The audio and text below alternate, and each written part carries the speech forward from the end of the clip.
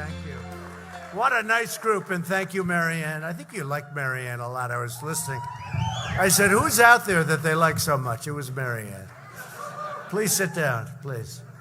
Before I begin, I want to send my warm wishes to the great people of Tennessee in the wake of the horrible and very vicious tornado that killed at least 19 people and injured many more.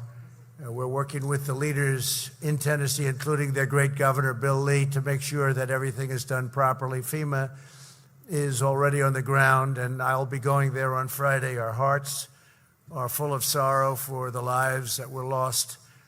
It's a vicious thing, those tornadoes. I've seen many of them during a 3-year period, and I've gotten to see the results, and they are vicious.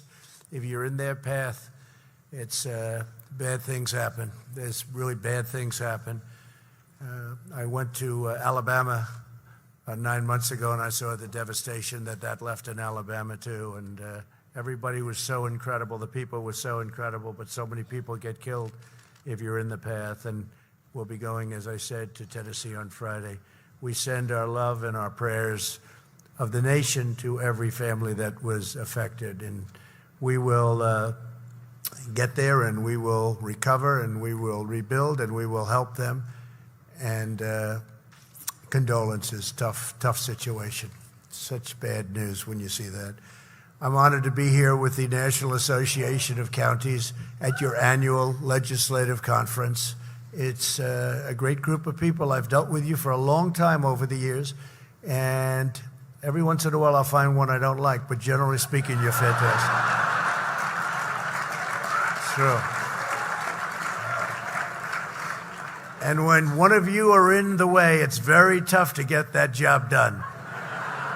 And when you're helpful, it's real easy, and we get it done, and we produce a lot of jobs and good results. And I just want to say you're very important, and people that are doing what I do before I got here, we realize how important you are. Incredible job. Really, I've met some of the most incredible people doing exactly what you do. Thank you very much. So in this room, there are over 1,200 county leaders whose incredible devotion, talent, and drive directly and profoundly improve the lives of millions of Americans each and every day. I want you to know that my administration will always be your friend and partner and ally and resource as you work to deliver an amazing future for your counties and for your communities and for the country itself. As I said in my State of the Union address, 3 years ago, I've had a number of State of the Unions already. Can you believe it? But this was 3 years ago. We launched the Great American Comeback, and we really did. We launched it with a vigor and with a certain splash that nobody's seen in a long time. And what we've done in our country has really been incredible. Our country is so strong now. We've rebuilt our military. We've cut taxes, we've cut regulations, you know regulations. You know the regulation business. I think you know the regulation business better than any group I can think of. Now, sadly, about 5% of you are saying, oh, gee, I wish they wouldn't have cut. But 95% of you are saying it was redundant and it was a problem. And I talk about highways that would take to get approved. It would take 18, 19, 20 years. I can give you many examples, too. Not even big highways, sometimes roadways. But we've cut regulations at a level that nobody has ever thought possible.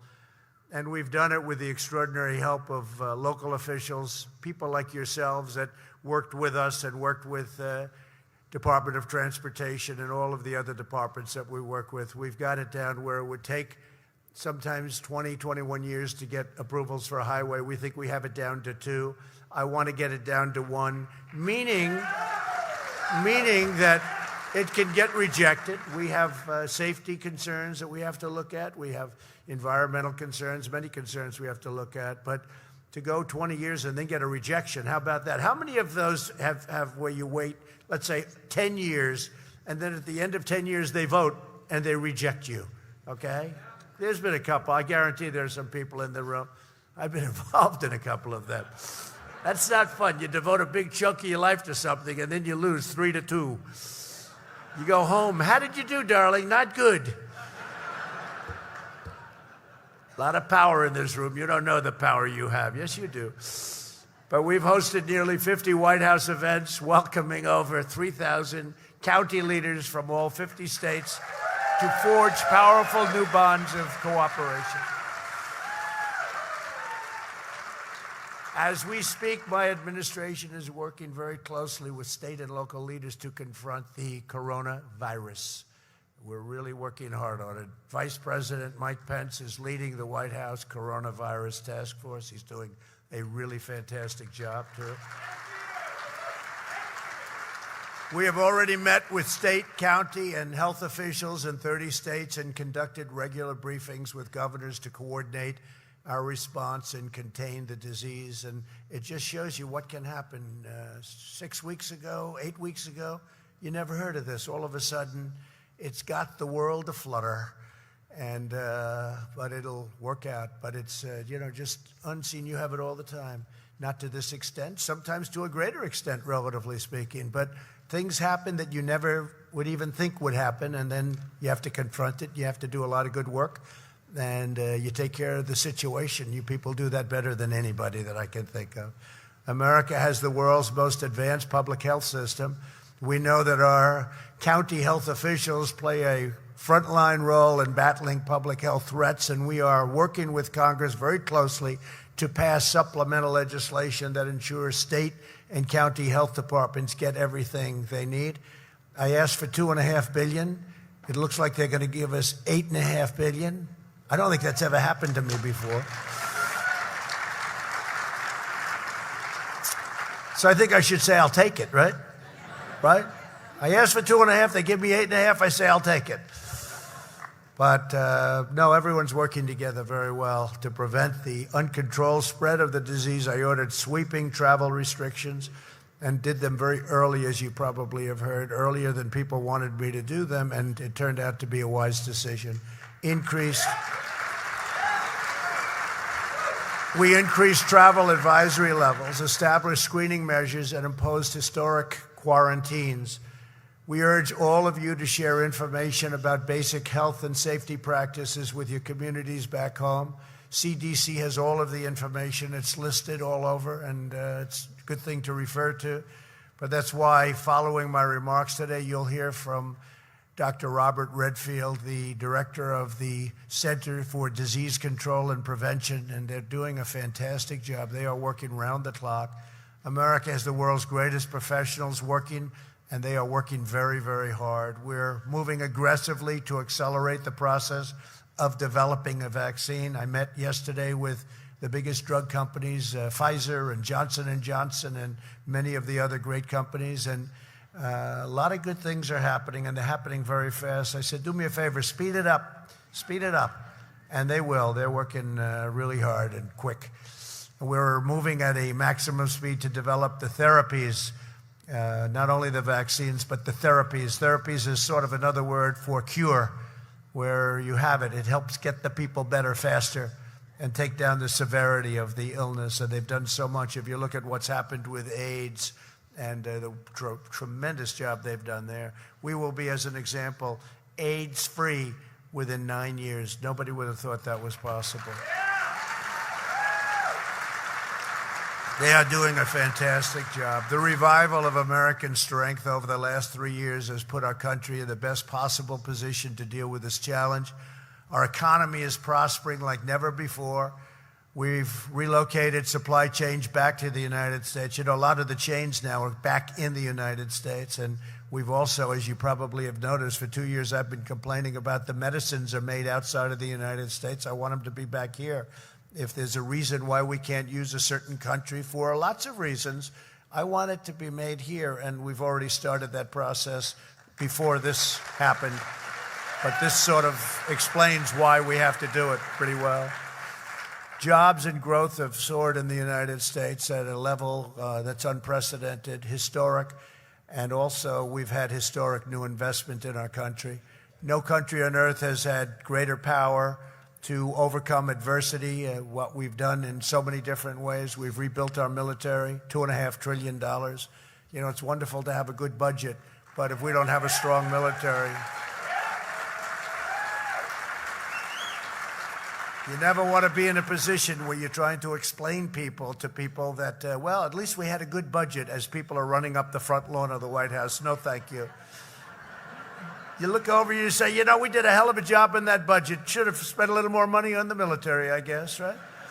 But when I took over, our military was totally depleted. It was an embarrassment. And we've totally rebuilt our military, most of the equipment, much of it's already there, new planes and new missiles, rockets, new everything. We make the greatest military equipment in the world, all made in the USA. All made in the USA. Yeah. All made in the USA. Every bit of it is made here. Rebuilding our Navy. We're rebuilding our Navy, and we're doing a job. And frankly, $2.5 trillion a lot, but it's not a lot when you think of the importance of the military. You know, they say the most important thing that a president does is the court system, and in particular, Supreme Court judges. So I've named 218 new federal judges. Can you believe it? And that's a record. That's a record. Only one person beat me percentage-wise. You know who that is, right? Does anybody know? Percentage-wise, there's only one. And when you look, 218, because President Obama was very nice, he left 142 to start off with. Usually you'd left none. I had 142. But you know who the one percentage-wise was? George Washington. He had 100%. But it was like 12 people. 12. At least I can say I named more than him, a lot more. A little smaller country at the time, but he had 100%. In our great national renewal, my administration has made engagement with local leaders a top priority because nobody understands the needs of local communities better than local officials, the people in this room. Nobody. And with your help, and we keep in touch with you, as you know, all the time, we feel very strongly about that. Our economy is right now the envy of the world. We've created, and by the way, yesterday, did you notice the market went up almost 1,300 points? That's the highest, biggest, that's the biggest one-day gain in points in the history of our country. Can you believe that one? That was a nice surprise. That took about half of the hurt from the previous week out, caused by something, again, that we didn't think would happen. So that was tremendous, and today it's up, and the Federal Reserve cut rates today, finally. Do it more, do it a little bit more. You want to be competitive with these other countries. Other countries have lower rates because their feds, their currencies are cut to a level and their rate is cut. They play with their currency, they play with the value of their currencies, and we don't do that. We don't do that. We have a different kind of a theory going, and it really puts us at, and I don't say necessarily to do it, but we have to be competitive with other countries. When we're paying 2 points more than Germany, or we're paying more than other countries, we should be paying less than everybody else. We have the dollar, we have the strength, we have the greatest country on earth. We should be paying less. So the Fed rate is too high. It's very simple. It's too high. It puts us at a competitive disadvantage, especially when it comes to exporting our product to other countries. The other countries love that. I don't like it at all. So I'd like to see our Fed lead instead of being led. We have created 7 million more jobs since the election, and if you would have said 7 million jobs, nobody would have believed that number.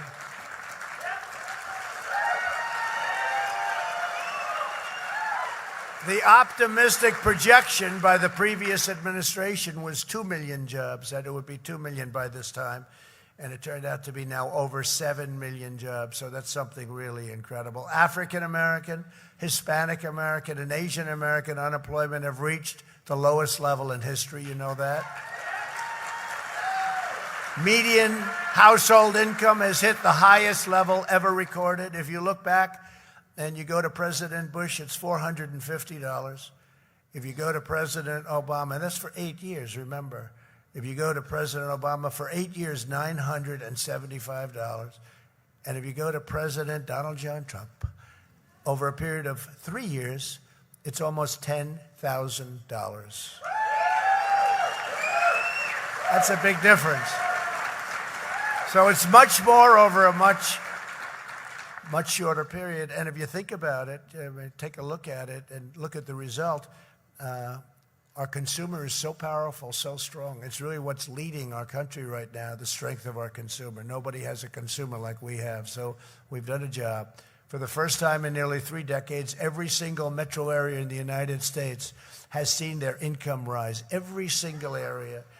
The economy of rural America, I love rural America, all that red, rural. I love rural America. Look, well, that's not.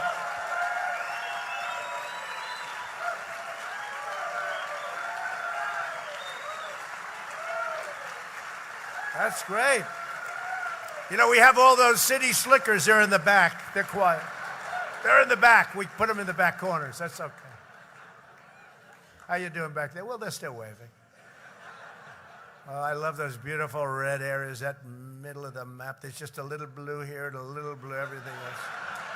Everything else is bright red. Well, what we did, you know, for your farmers, or, you know, it's been incredible that USMCA, we got out of that horrible NAFTA deal, and now we have USMCA. It's going to make a tremendous, like day and night, and then made the deal with China, $50 billion worth of purchases for the farmer. I don't think the farmer is going to be able to produce it. $50 billion. You know, the highest ever was $16 billion. The biggest purchase China ever made in a year was 16. So we made it 20 in the agreement. And then the day before the agreement was signed, I said, how we doing with the farmer? You know, because they suffered. Of course, not too much, because I gave them whatever they got taken. Nobody else would do that. Paid for by China out of the tariffs, right? And we had a lot left over. That wasn't so bad. That's why the other presidents never did it, because they didn't quite get it. But I will say, the farmer, so they have $20 billion in the agreement. I said, do me a favor, make it $50 billion. They got 1.5 billion people, right? And they said, no. I said, what does it matter to you? What does it matter? It doesn't make any difference. Anyway, they agreed to do it. So instead of 20 billion, highest ever was 16 billion in 1 year, 2 years ago. Instead of 20, they made it 50 billion. And now my people look at me and say, sir, the American farmer will not be able to produce that much. I said, trust me, they will produce that much. Remember I said, tell them to go buy more land and get bigger tractors, right? We buy more land, assuming they get approval from you people. You got to approve it. But no, the farmers, you know, they were so incredible, the farmer. It just, you know, the way when the CNNs of the world would go and interview them looking for somebody to speak negatively, because when we're negotiating, you know, China's very smart, and they pulled back all their orders. They didn't order almost anything. And they'd see the farmer. The farmers were hurt. I mean, until we started helping them out with money from China. But frankly, which was a tremendous thing, actually. But the farmers never said anything bad. They said, you know, normally they say, oh, it's terrible what he's doing. Well, you have to make the deal. You know, there's some suffering going on. It's an operation. It's like an operation. And the farmer, the American farmer, I don't know that I've seen almost anybody, and they tried to stick that microphone. What do you think of the horrible thing where President Trump is in a trade war with China? And they say, sir, it should have been done a long time ago. It's painful, but this should have been done 15 and 20 years ago. And then CNN would pull that mic away. I don't like this guy. Let's find somebody else. And they'd put it in front of somebody else. And then they'd interview women in the rural communities that say, are you disappointed that you voted? You know, like Democrats that voted for Trump, right? Are you disappointed? They had one about 2 weeks ago, right? You saw it. It was a classic. I think they convinced CNN that they were going to say bad things about me. 10 just incredible women. And they convinced them. And you are women that voted for President Trump last time. Who are you going to vote for this time? 10, all of them. They go, Trump. What? What? What? That was a crowd.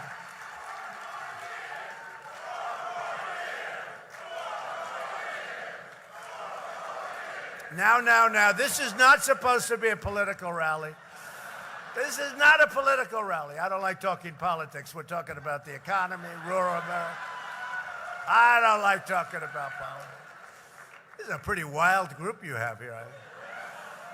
But it's a great group of people. It's a great feeling. You can feel it. I mean, we have a great group of people, and I appreciate it. The economy of rural America has grown 30 times faster under my administration than during the 4 years prior to my election. Think of 30. 30 times. 30 times. Even that sounds like an exaggeration. If it is, you'll read about it tomorrow in the Washington. They'll give me a Pinocchio. Well, that's what they have. They had to get it somewhere. I know one thing I know, it's grown a hell of a lot faster. 30 times sounds like a lot, but they are. They're doing great. Together, we're building the most prosperous economy and the most inclusive society ever to exist in this country. Under our massive tax cuts, governors across the country have designated nearly 9,000 distressed communities as opportunity zones, and neighborhoods are being revitalized every single day. You see that. The Opportunity Zones, it's Tim Scott. Senator Tim Scott from South Carolina has been so incredible. He came in with the idea of Opportunity Zones, and I don't think there's been anything like it. We have thousands all over the country in areas that haven't seen investment in 40 years. People are putting tremendous amounts of money, investors. Sometimes you'd say rich people are putting money in, they're creating jobs, and they're happy with it. Nobody's seen anything like it. It's really prospering. Maybe because the economy is so good, but things like that help make the economy good. So it's been very unusual. Usually that stuff, almost never does that stuff work. And then the government comes in with massive subsidies and loses their shirt. This is something where people are investing in areas that they would have never, ever in a million years invested in, and it's become a tremendous success. The fake news doesn't like talking about it, unfortunately, but one day they will, because I think you can't help it. It's become one of the great successes. We're also promoting workforce development through our pledge to America's workers. 430 companies have already committed to providing new jobs and training opportunities to over 15 million Americans. And I give my daughter Ivanka a lot of credit for that. She came in, she said, "Daddy," it's true. She had a great company in New York. She wanted to just come and just help people get jobs. I said, "Would you like to do this?" "No, I want to help people get jobs." She started off with 500,000 jobs, and she just broke 15 million. She did the 500,000. If you know her, I'm not surprised. She did the 500,000 like the first week. But 500,000 jobs is a lot. So she'll go to a Walmart and, many of the great companies, and Johnson & Johnson, and they'll hire large amounts. I think one of them it was Walmart, did 1 million people where they trained them. And government is in no position to train them. You understand that. Government wouldn't know where to begin. There'd just be another program that they have that would be a disaster. So she'd go to these. No, you can't. You just can't do that. The private companies, and also it's very specific. There are very specific needs. One of the problems we have is that we're having tremendous amounts of companies moving back to the United States, moving into your communities. And the problem they have is, in many cases, they can't get help. And now what they're doing is they're taking people that didn't have jobs and they're training them, specifically training them. And Ivanka's done that job, and it's been incredible. In the State of the Union address, I called on Congress to support my plan to offer vocational and technical education in every high school.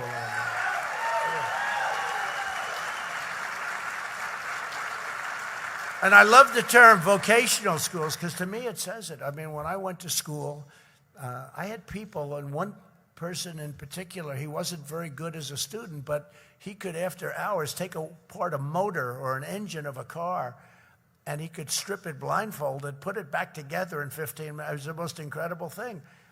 I said, this is your real ability. He just had an ability that was extraordinary, not for sitting there writing out tests, but for doing things like that, which are, frankly, just as important and high-paying jobs. They're really high-paying jobs. And I love the name vocational school. When I was growing up, we used to use Edison Vocational School, where they trained them for, cars and for bricklaying and for plumbing and all the things that there's tremendous talent involved. And it was incredible. You don't see that. Now they call them junior colleges. And you don't really, as junior colleges, you don't really know what that means. What is a junior college? What does it mean? So we're getting back to the word vocational. I thought it was very important. And it's something that they're very proud of. And I would be very proud also. You know, people have that tremendous ability, and we don't allow them to use it. We want to help every American acquire cutting-edge skills that they need for the jobs today and for tomorrow. To put more money in American pockets, we've launched the groundbreaking regulatory reduction campaign by cutting regulations. By cutting regulations on one of the most exciting things that happened. If you look at the other side, they want to get rid of all energy. You know, let's put up windmills all over your communities, right? Let's have windmills all over the place. And solar, I love solar, but it's not powerful enough to power these massive factories and plants that we have being built all over. But by cutting regulations on American energy, for example, we're massively driving down energy prices. You see that happening. Unless it's an area or a community where they're not allowing that to happen, in which case, New York is an example. We're unable to build a pipeline through New York State, where they'd love the jobs of doing the pipeline. And because of that, New England has very, very high energy prices. We could cut the energy prices in New York and New England down by half, less than half, if they would allow, and we're fighting them very hard, and I think we'll be successful, but if they'd allow a pipeline to go through, we would cut the prices of energy down by half, and even more so than that. It's a terrible thing. It's a very unfair thing to the rest of the country. The American energy revolution is now saving the typical family of four an average of $2,500 per year. And I will say this, we are now energy independent. How nice is that? Energy independent.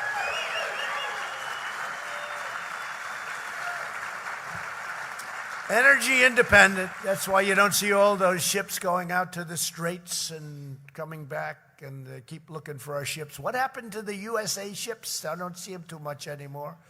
But we're energy independent, and we're the largest producer of energy by far in the world. It wasn't that way not so long ago. And we approved the Keystone XL pipeline, you know that? And we approved, right, the Dakota Access Pipeline. I came in, those two, I did them in my first week or less. And it was 48,000 jobs. But more importantly, it's actually environmentally better. You're taking it under the soil. Nobody even sees it. You're under the soil as opposed to trains and the problems that can happen. So it's been a tremendous thing. But with us today is Rebecca Long, the commissioner of Lee County, New Mexico. Oh, I love how am I doing in New Mexico? I hear we're going to win New Mexico. We're going to win New Mexico. Rebecca, please come forward and say a little bit about what's happening on the energy boom, and your state is right up at the forefront, and we're very proud of New Mexico. Now, if I don't win it, I won't say that. I'll take it. I'll come back and I'll say next year. I was only kidding about New Mexico. Please. Hi, how are you? It is such an honor to be here with you today. And the remarks you were just saying fit exactly in with what I'm going to say. So thank you from Lee County, New Mexico, where your energy agenda is helping us with quicker right-of-way permits on BLM land and drilling permits. We're getting those faster, so that's helping America be energy independent. So we appreciate that. Let me give you a little bit of history. In December 2016, right before you came on, we had 17 active drilling rigs producing 7 million barrels of oil. In December of 2019, we had 53 active drilling rigs with 18.2 million barrels of oil.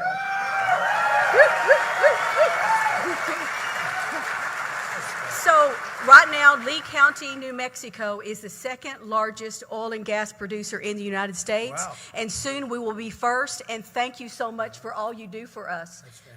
Energy independence is so important, and we appreciate that you know where we are and who we are. Thank you. We appreciate it. Wow, good job. Now, again, we're not getting political because I refuse to do that, but you know, Rebecca, that if Bernie or one of these characters get in, you can close up your energy. You do know. They have little things like, we don't want petroleum products. Well, that's a lot of people. That's a lot. We're also building a wall right along the border to stop people from coming into our country illegally, right? You know that. Say hello to the people of New Mexico. I'll be there soon. We're reversing decades of calamitous trade policies that decimated so many of your communities. You know that. You know it probably better than anybody in the country how bad it was. We have successfully renegotiated new trade deals with South Korea and Japan, who were really ripping us. South Korea, remember Hillary Clinton, great Hillary Clinton. She said, no, we want this deal. It will produce 250,000 jobs. And she was right for South Korea. They produced. It's true. It got South Korea 250. So you can't say she was wrong. She wasn't misleading us. She said 250,000. It was a horrible deal. And we've totally renegotiated that with South Korea. Now it's a good deal for the United States and a fairer deal. You know, that was a ridiculous deal. In January, we finally ended the NAFTA catastrophe, and I signed the brand new U.S.-Mexico-Canada agreement into law, USMCA. And we also took the strongest ever action to stand up to China's trade abuses, which frankly, for years, explained that one, what was happening with China. $500 billion a year deficits, allowing us to reach a landmark agreement that will deliver vast benefits for our ranchers, growers, manufacturers, farmers. Working closely with local officials, we've taken bold action to curb the opioid epidemic, which is such a problem no matter where you come from.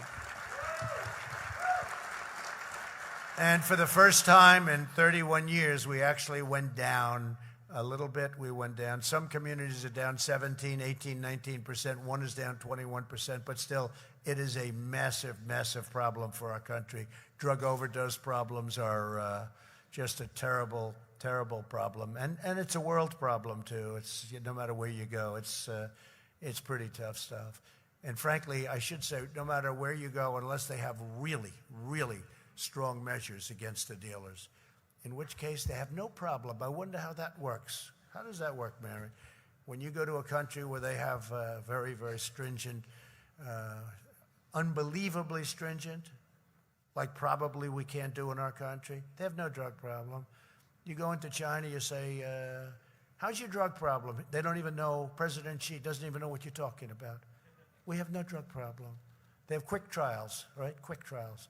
And I won't even tell you what the punishment is. But let me just say it's very swift. You go to Singapore, they don't have a drug problem in Singapore. A lot of money, a lot of everything. Perfectly set up for a drug problem, everything perfect.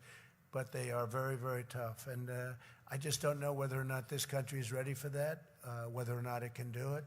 But the only countries that don't have a drug problem are countries where the retribution is unbelievably tough.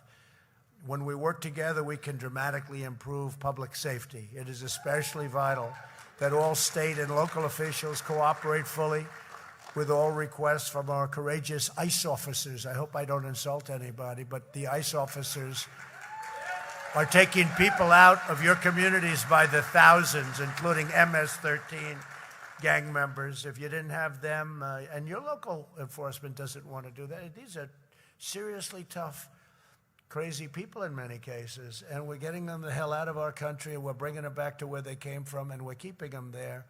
And Guatemala, Honduras, El Salvador, so many of these countries. And, you know, in the past administration, they couldn't bring them back because they'd say, no, you can't bring them back. Get out.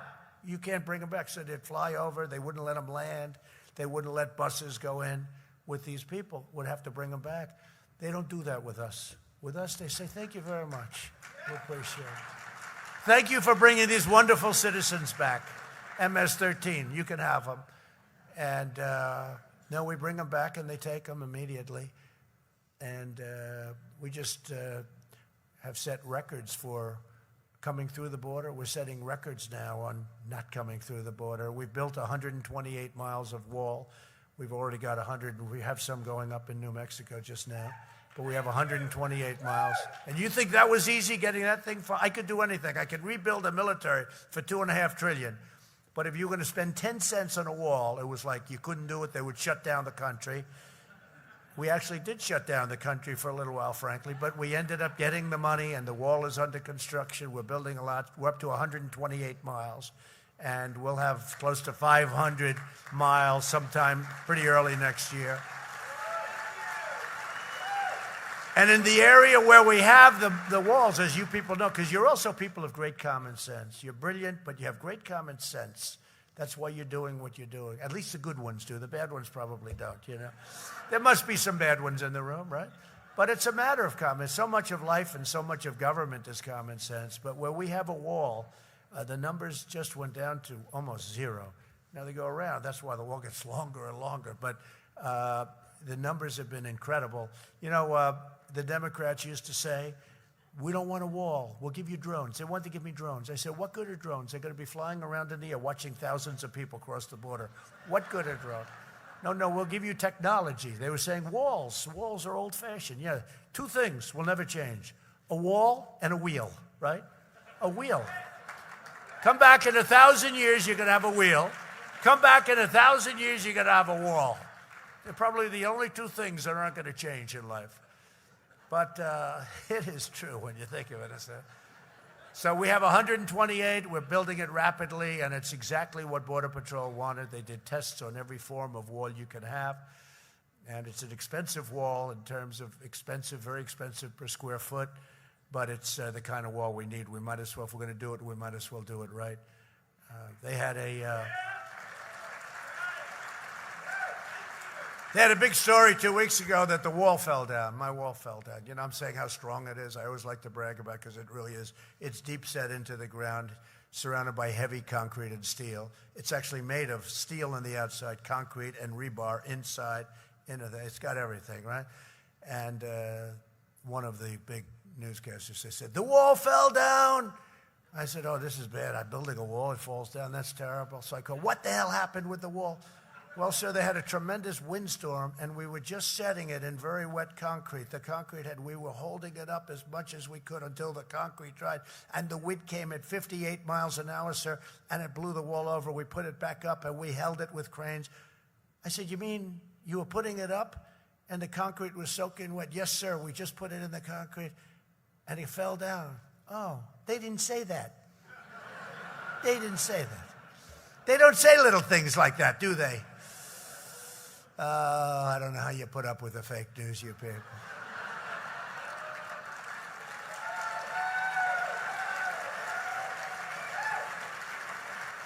Americans are safest when we support the heroes of federal, state, and local law enforcement. My administration,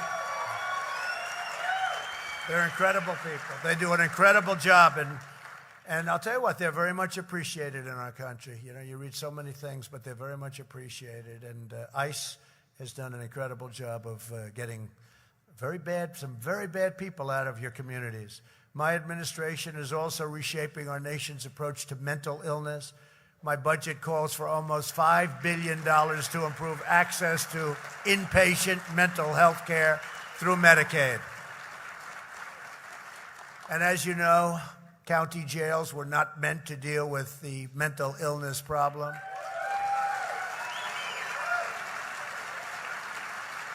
They weren't. Thank you. Thank you.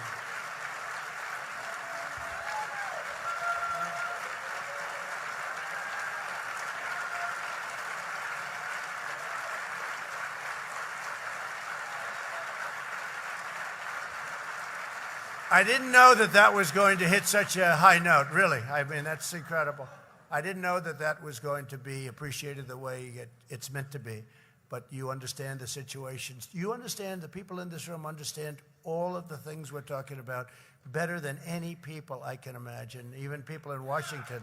They don't, you're on the ground. So when you make a statement like that's very meaningful to me when you give it that kind of a response. I wouldn't have thought it would have had that response. It's also not compassionate to leave those with mental illness on the streets, and you see that.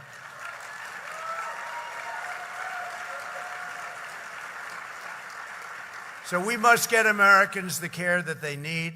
From day one, my administration has worked closely with you to overcome natural disasters such as the tornado in Tennessee. Since I took office, 62% of counties have received major emergency or disaster declarations, with the federal government committing over $124 billion to support your citizens in very trying times. And we get you the money quickly. We check it, we do what we have to do, but I think everybody in this room would say that you get the money much quicker under our administration than in the past. It used to be unfair. It used to be very unfair, to a point where you really couldn't even properly do the work. It would take you so long to get the money, you were afraid to do the work. We get it to you quickly. We're joined today by Catherine Starkey of Pasco County, Florida, good place. Catherine, please come up and share your story about your community and recovering from a very big disaster that I know very well. Thank you. Thank you for the opportunity. In 2017, President Trump's Office of Intergovernmental Affairs started an innovative outreach program inviting to D.C. commissioners from each state, regardless of party affiliation. This opened a bridge for communication with federal agencies. And then Hurricane Irma hit my state later that year, and soon we had an issue I needed to bring to the attention of your administration, sir. Counties were getting into bidding wars over debris removal contracts, and they were creating unaffordable prices for other municipalities. Fortunately, I was able to call the IGA office, and they immediately set up a conference with the FEMA officials. They quickly resolved the issue through an emergency rule change, and this would not have happened without the incredible outreach from the White House early on. I'd like to thank you, sir, President Trump, the IGA office, and the federal agencies who are being such incredible partners to local government. Thank you very much. Thank you. Thank you for making America great again. Thank you, Catherine. Wow, thank you, Catherine. Thank you very much. Beautiful. And I have to say, Catherine, that you had two governors. You had Rick Scott previously, right? And he did a fantastic job. Now you're a senator, and your current governor, Ron DeSantis. And they would come to my office, say, President, could we see you just for a minute? Oh, good. Separately, but very similar. They wanted money. I said, well, what do you want? We don't need much. We need a little bit more for the Panhandle, as an example. And I said, oh, good. I love the Panhandle. They got everything they needed, that I can tell you. But they'd say, we need another little bit of money. How much do you need? 500 million more? 500 million, that's a lot. You've got it. But they'd come up. You know, it goes to the Panhandle. It goes to, look, these people, having the right governor in a state is so important. The good ones, they bug me. You have great ones in this country. You have so many great ones. Governor Lee is a great one in Tennessee. You have so many. Texas, Greg Abbott. But Ron DeSantis, the job he's doing, the job that Rick did as governor, Rick Scott, it's so important. If you have the wrong governor, it's not helpful. Yes, absolutely. But if you have the wrong governor, you understand that better than anybody. If you have the wrong governor, it doesn't work. But they would come up and they'd want to get everything set and done. And they need it fast because you have to rebuild your community. And debris was the biggest thing, Catherine, right? Debris. Debris was the biggest thing. They'd bid it out, and they'd have bids that were so crazy. One would be very low, and the others would be very high, and they weren't allowed through red tape to use the low one. And I worked it so that they could use the low one. And, you know, we did a lot of great things, but Florida really they have done a fantastic job. Thank you very much. That was beautiful. Everyone here is devoted and really a devoted public servant. You love your neighbors. You love your country. You love this nation like nobody else. Every day we're working with you to build a country where every town is booming, every community is prospering, and every child has the chance to reach the American dream. As long as I am president, the federal government is on your side 100%.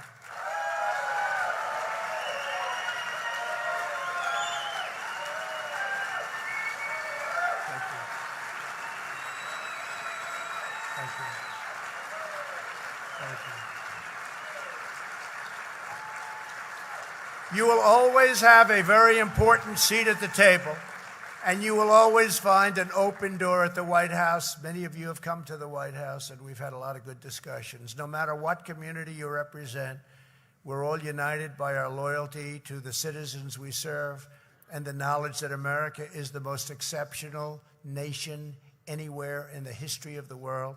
to every county leader, and it's so brilliant to have you here because you really are the people that know it the best. And I really know that much more from my previous life. This life is different, to put it mildly. I thought it would be easier. It's actually much tougher.